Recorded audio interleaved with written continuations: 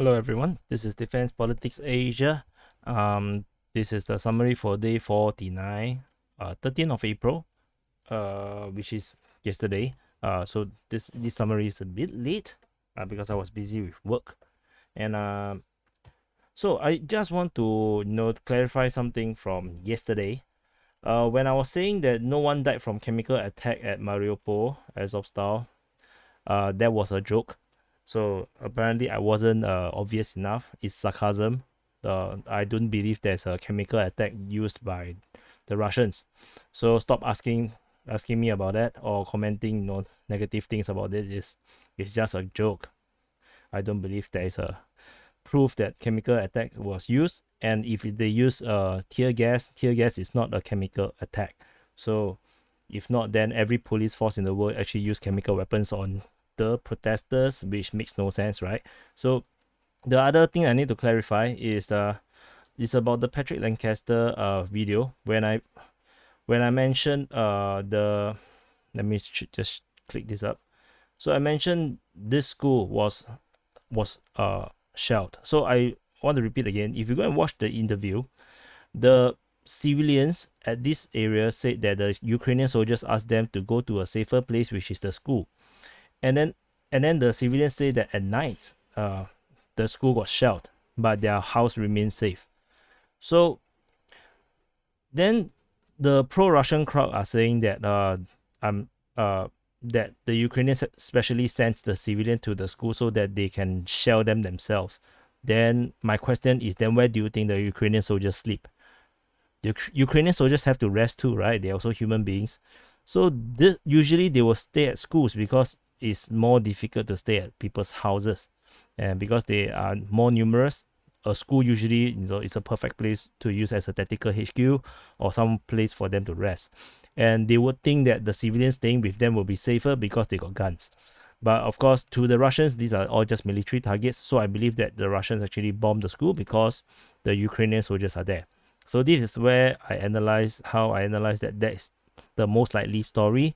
The Ukrainians did not say who shelled the school, but they only say that they were actually safer at home than going to the school. And the reality is most of them did not follow. They know that a few people actually went, but most of them in this neighborhood did not go to the school. So and if you watch that interview, these civilians here have nothing against the Ukrainian soldiers. So apparently these soldiers here are not the neo-Nazis, the other word for neo-Nazis. They are not the neo-Nazis. So they feel that they are not very different from the Russian soldiers. Technically speaking, they have nothing against them, and they have no reasons to believe the Ukrainian soldiers wanted to kill them. And if you are looking at this situation where they are getting squeezed and you are about to get captured or killed, I don't think you want to waste your ammunition on civilians just for fun. It makes no sense that at the very end you still want to kill some civilians for the sake of it. I don't think so. I believe it's a genuine case of them using the school as a military position, and then they got hit by the Russian forces. So the civilians, most of them actually made the right decision not to go to the school, and that is the clarification I want to make. So I don't care because the pro-Ukrainian crowd say I'm pro-Russia. The pro-Russian crowd is angry that I say the Russian bomb a school.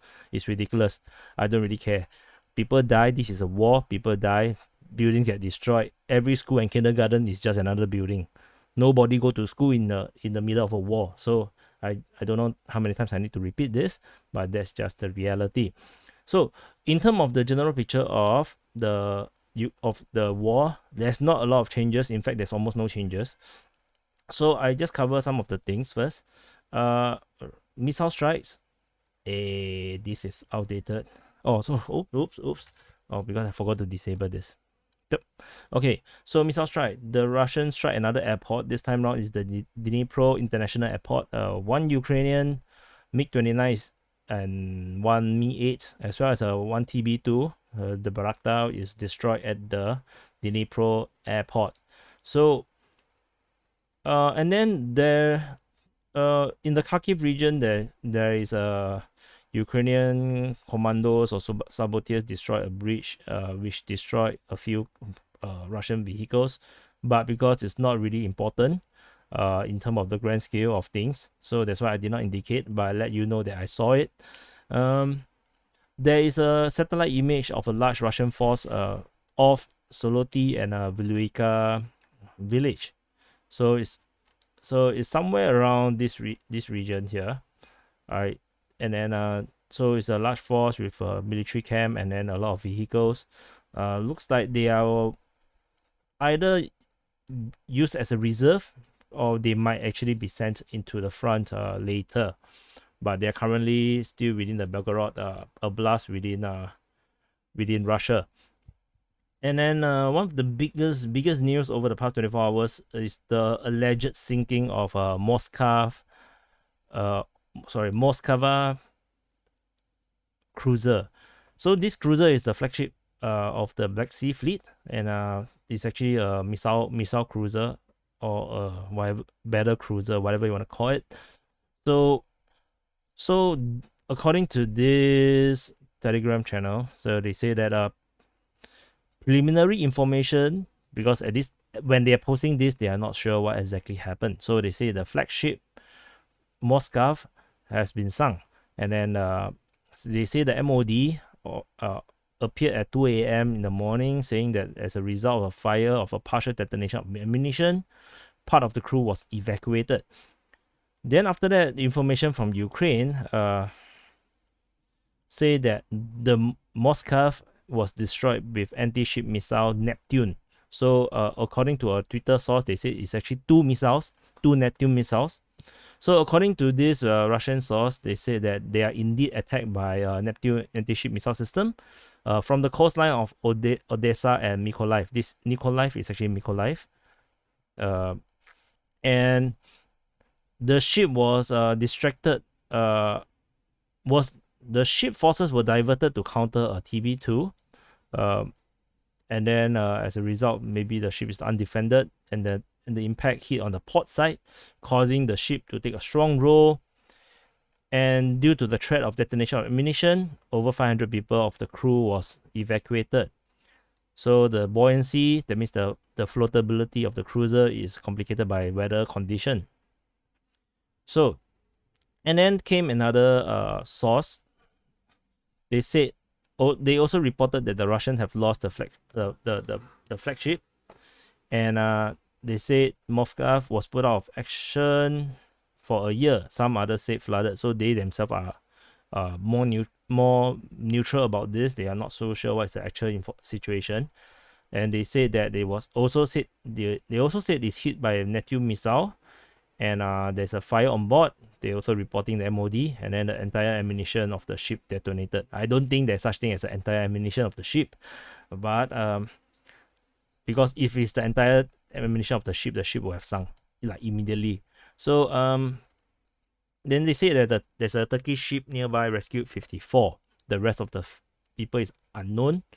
Then another Russian source actually come out with the latest update from the MOD of Russia, and curiously, I did not see any information from the official MOD Telegram. So I'm not so sure where they actually got all this information. Maybe from the Russian news.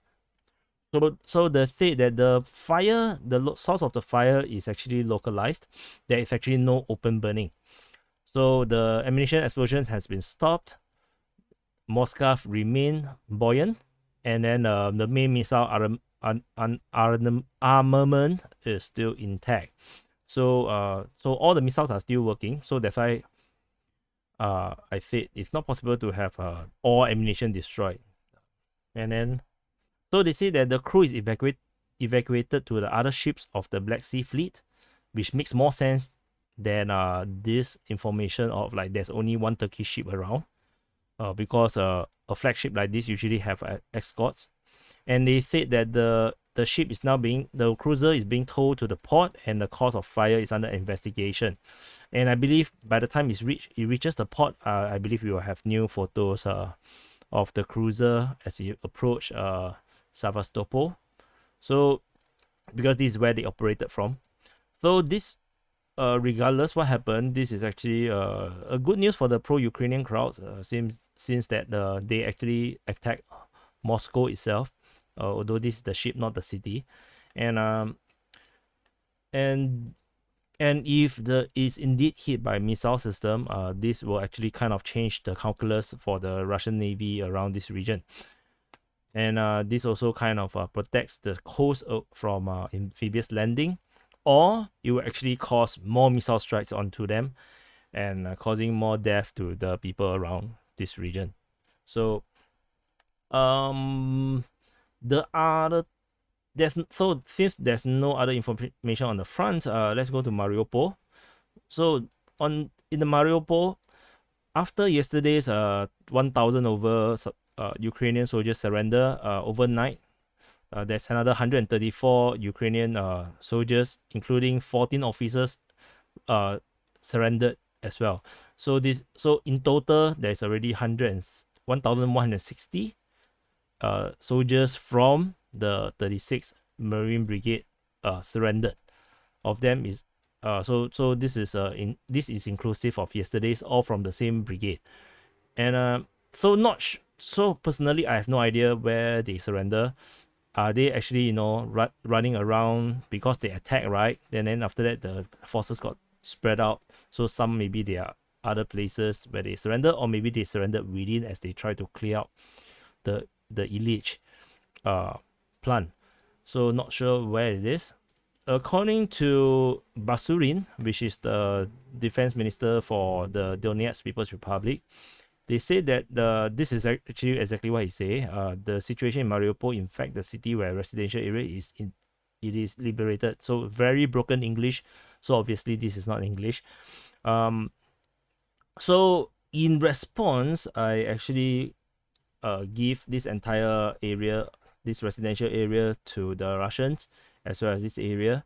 So leaving mostly these three areas where are industrial areas, and this part is unknown. Basically I just link it up in this way, and then of course the train station area as well as the school is here. So not sure about this place. If they are totally cleared, I'm sure that we will hear news about it. And what else? So interestingly, the Azov battalion, let me see, I can show you videos of it. Okay, I think I need to look at the DPA Telegram. So if you need to go, it's actually t.me/Defense Politics Asia. You can actually find this Telegram group. So the Azov battalion actually came out with a statement on the same time where the Russians reported mass surrender. Thing is, let me see. I ranted about it on Telegram. So, oh no, I cannot find it. Oh my god. Where is it? I'm so sorry, I cannot find it. This moment. Clean. Or maybe it's on. Let me see. I think it's on my tweet on the Twitter. So you can also find us at defensepolitics.twitter.com. Okay, so on this statement, they say that there is this joint statement by Denis, which is the commander of Azov, and also Serhiy Volina, which is the commander of the brigade that mass surrendered to the Russians. And then they say that they have a successful breakthrough, and then after that I saw on Telegram that let me show you. I believe this I have. Okay, my Telegram jammed. So they say that some of the forces actually linked up with the Azov regiment, so that's the success they have. And my question is actually, why are they so clean? Why they look so healthy? they look like they have a good buff, and that just disturbs me a lot. So I actually indicated that they seems to have electricity for the lighting, they have a good buff, clean uniform. This uniform looks very clean to me, and they look like they have a lot of sleep. You can see where's the can see that they have a lot of sleep. They don't look like they deprived of sleep, which is typical of a Russian. I mean of military soldiers fighting in the front. And then they have this glow on their faces, and they look like they are not hungry at all. They look like they are pretty well fed. So I have my own doubts whether they are actually in Mariupol. So, but anyway, this is just my own conjecture, because they just look way too healthy and clean and well buffed, and see, with nice hair. I don't know, and I wonder who shaved his hair for him. Whatever it is, this is just my own personal feelings about this. So maybe one day we will either see a report of them being captured, or they are corpse of them dying in Mariupol. Then maybe we can confirm that they are in Mariupol. So otherwise, I have this feeling that they are actually not. Maybe they are the people who got evacuated on the helicopters that went into Mariupol on the high-risk mission to evacuate some VIPs. That could be the case. I have no idea. So not sure why he's still so proud here, since his entire brigade have kind of surrendered. See, 36 Marine Brigade. So it's really very bizarre contradicting information coming from both sides. So you can believe what you want, because it does not really matter what I say. The pro-Ukrainians will believe that the Russians are lying about the surrender, and the pro-Russian will be saying that the Ukrainians are collapsing in Mariupol. So I want to show you this video. So these videos, you can see these are actual POWs, that was arrested, and then you can see how you see their condition. You see the lack of sleep. You see you can see the wrinkles here, the lack of sleep. The uniform is not so clean, more rugged because of the fighting. You can see the battle weariness in their faces. So I don't know, but he also got nice shave head though. So maybe they still have shavers, but he don't have shavers. So you can see how they look so different from their commanders. So anyway, this is just my own opinion. So anyway, if you are still here, do remember, do not believe me 100%. All my information is from other people. So take a pinch of salt. Don't take everything that I say as facts. I only trying to report whatever I can find, and do press like, and we are coming to day 50. So I'll be probably doing one summary just for people to catch up on the situation and what are the important points to take note of in this conflict tomorrow. And I will also be doing the experiment, the light experiment report, probably also tomorrow as well. So anyway, thank you for watching. Please press the like button. Please subscribe if you still have not subscribed, and I'll see you in the next update.